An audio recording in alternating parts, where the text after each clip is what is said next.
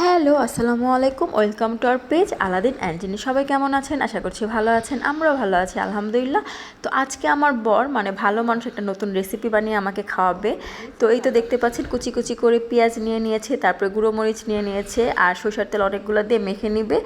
এই রেসিপিটা বানানোর কারণ হচ্ছে আমি কয়দিন আগে কুমড়ো পাতা দিয়ে শুটকির বড়া বানিয়েছিলাম, যেটা রেসিপি আমার পেজে দেওয়া আছে। আমি চাইলে এই ভিডিওর উপরে লিঙ্কটা দিয়ে দিব, তো আপনারা যে দেখে আসতে পারেন। তো ওইটা যখন বানিয়েছিলাম সে আমাকে বলছে এটা পুঁইশাক দিয়েও নাকি বানানো যায়, মানে পুঁইশাকের পাতা দিয়ে। আমি তো অবাক যে পুঁইশাকের পাতা দিয়ে আবার কীভাবে বানায়। বলে ঠিক আছে একদিন বানিয়ে খাওয়াবো।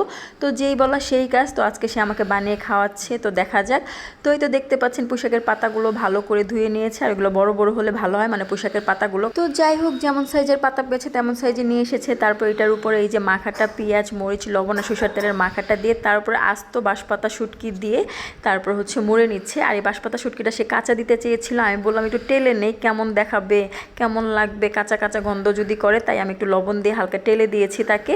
তো তারপরে সে দেখেন পাতা মোড়ানোর চেষ্টা করছে, যে নতুন নতুন রাঁধুনি হলে যা হয়। সে তো আর এই কাজে এক্সপার্ট না, তো আমাকে বানিয়ে খাওয়াচ্ছে, এটাই তো বেশি। তারপরে সে আরেকটা পাতা দিয়ে ভালো করে মুড়ে নিচ্ছে, অনেক চেষ্টার পরে মানে মুড়োতে সক্ষম হয়েছে। তো এই তো দেখতে পাচ্ছেন প্রথমটা যেমন তেমনই হোক, পরেরগুলো কিন্তু অনেক সুন্দর হয়েছে মাশাল্লাহ। তারপরে পুঁইশাকের শুটকির বড়াগুলো সয়াবিন তেলে ভেজে নিচ্ছে। আমার মনে হয় এটা সরিষার তেলে ভাজলে আরও বেটার হতো। তারপর যার যার রেসিপি সে যেভাবে বানায় সেভাবেই হোক। তো কেমন হয় খেতে, এই জন্য 3টা বানানো হয়েছে। আর টেস্টের কথা কি বলবো, মাশাল্লাহ অনেক মজা হয়েছিল। যদিও ভুনা খিচুড়ি দিয়ে খেয়েছি, নেক্সট টাইম ইনশাল্লাহ ভাত দিয়ে খাবো। তো আপনারাও চাইলে বানাতে পারেন। আল্লাহ হাফেজ।